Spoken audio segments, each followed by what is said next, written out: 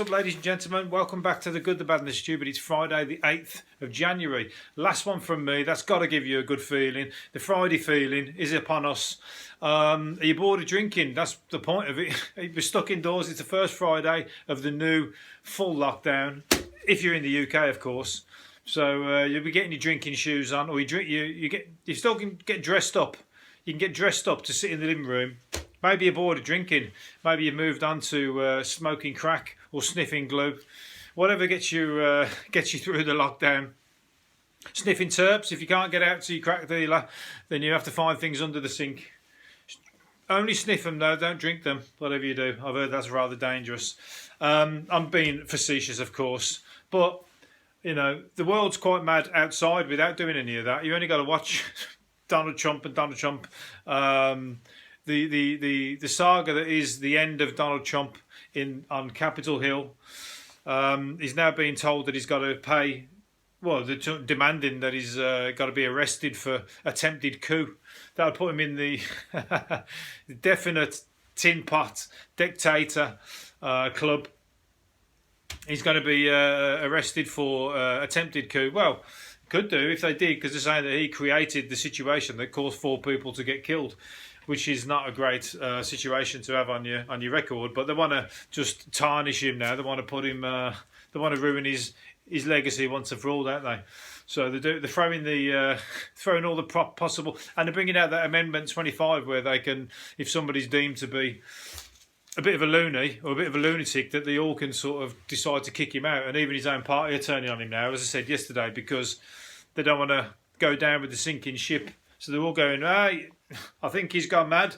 I think he's lost the plot. Let's turn our back on him and do the Amendment 25. He's gone senile. What's that? The Mighty Boosh. Everyone's seen The Mighty Boosh, where that guy just turns his back on him. Every episode he turns his back on him.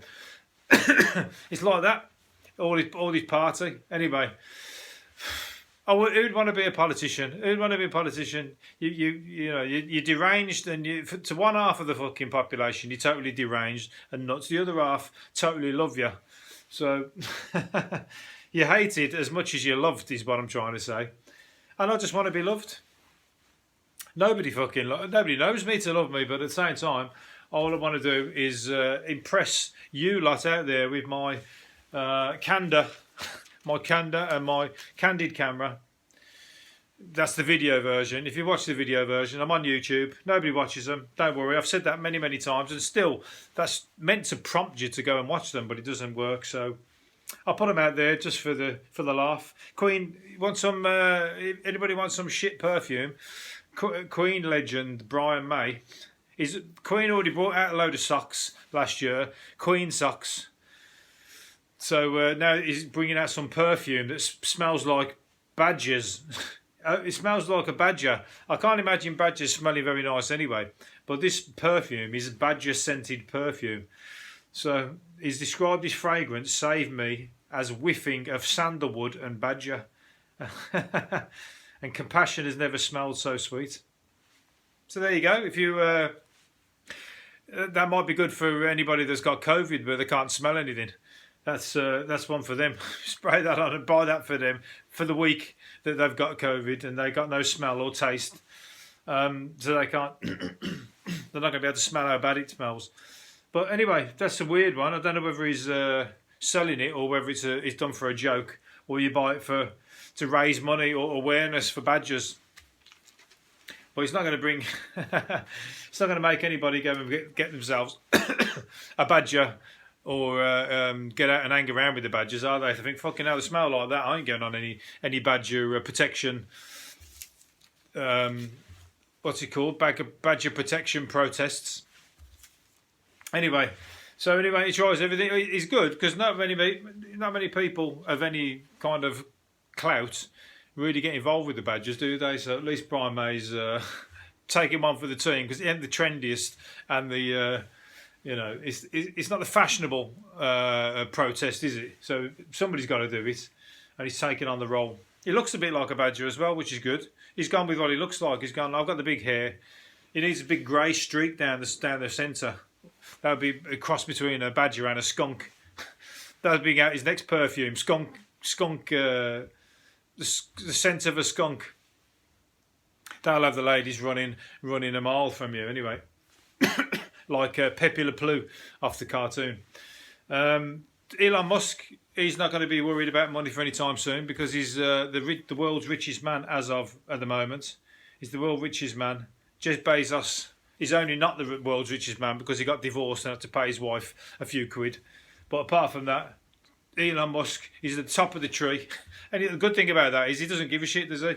I love it. I quite like Elon Musk. He really doesn't care. He's almost like a down-to-earth guy. I bet his house, I bet he hasn't got anything that's posh or, totally fucking spends thousands on tat or shit. I bet he probably sprays Badger perfume. I bet he's got some Badger perfume. But he's all he cares about is sending people into space and fucking, having an impact on the world. He's probably grown up loving space. Can't be an astronaut. He's probably thought about space his whole life. And now he's making it happen, which is good. He's not wasting it on hookers and cocaine, is he? And partying. He's out making a difference. He should give himself a Friday night off every now and then and have a bit of fun. But he's all for it, isn't he? He does what he loves, so you can't get better than that. How about the woman who found the body in the allotments? She found a body in the woods. She found a big toe. There was a big toe sticking out of the ground in the woods. So she called the police, and it looks like a big toe. I've got to tell you, I'm looking at it now, and that is a big toe in my eyes. So she thought underneath that, obviously there's a body, so she fucking panicked and went running and called the police. Turns out it's a potato. It's a spud. It wasn't a toe after all. So it's a lonely spud. So what she's found is a spud farm, probably. She digs deep around there. She'll probably find a few more. Take them home. She's got herself a plate of chips. But that's got to be a bit embarrassing, isn't it? But I've got to tell you, I've seen some things that people say looks like stuff in the papers and they don't look fuck all like it. But that is 100% a toe in my eyes. I'd have had exactly the same thought. Anyway, where are we? Friday. We're going to knock off early tonight, I think. We're going to call this one a short one so we can all get off and get onto our drinks of choice and get our glad rags on. A cafe serving Britain's biggest breakfast sandwich. Right, they've made a sandwich. It's a bacon sandwich, bacon, sausage, eggs, everything you can think of on the sandwich.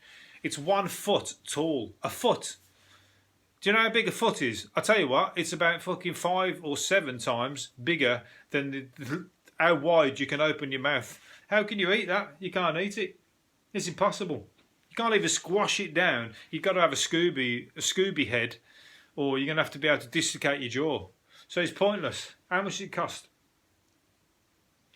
It's a 4,000. It doesn't even say how much it costs. I doubt very much it's cheap. I can tell you what, you can probably say if you can get that, if you can eat that without splitting it up, you can eat it in one go, with like you would a sandwich. I'll give you for free. Otherwise, it's 20 quid. And then you're going, what? It's impossible. What's on there? 5 sausages. Oh, let's tell you what's on it. 5 sausages, 5 bacon, 2 pounds of beans, 2 pounds of tomatoes, 1 pound of mushrooms, black pudding, haggis, and hash browns. And that is without the bread. And then you've got the bread on top of that. Sorry, but that is a fucking impossible task. But it's funny. I'd love to see it. I mean, I'd love to see somebody try and tackle it. You'd be looking at it like that. You'd be like, golf. When the golfer going around the hole and they're looking at it from all the angles, trying to get the level of the ground, and they're trying to see how they can best get the ball in the hole. That's what you'll be doing around that sandwich. You'll be like taking little peeks at it from each angle, going, should I get it, go in it from this side or from that side, from underneath? I'll tell you what, I can't do it. That's what you're going to say in the end. Right, last one I'm going to do, and then we can all go about our business, is the punter. Oh, they've made some cash machines in East London that talks to you in Cockney slang, Cockney rhyming slang. So you want to get some sausage and mash, which is cash. You want to draw out some sausage and mash, which is cash. But you got to know the lingo, though, ain't you? Because imagine if you're going up there and your Huckleberry Finn is asking if a lady Godiva for a £5, a speckled hen for a 10, horn of plenty 20, the dirty 30, or a shifty 50. So if you're not a Cockney and you're in the East End of London, you're going to get tricked. You're going to get like fooled by the cash machine. The cash machine might.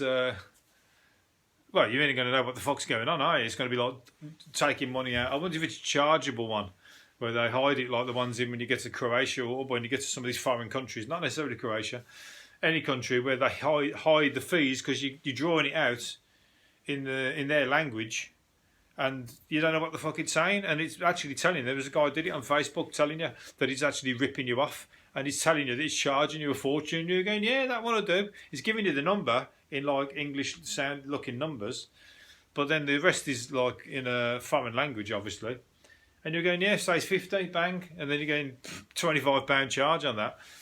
So they know how to rip off us tourists. They know how to rip us British, but definitely all tourists, but definitely us thick Brits abroad, pissed up Brits abroad. We're an easy target, and so we should be.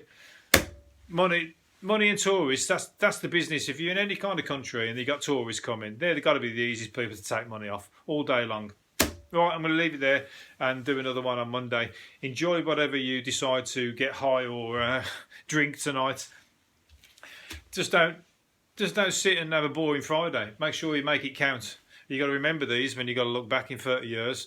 If you're going to remember the whole year, because it's lockdown, you're not going to remember that. You're going to remember the days where you got twisted by yourself or with the weather when you was talking on the phone. Right, there you go. Let's give you something to think about. I'll do another one. See you possibly on Monday. See ya. Bye.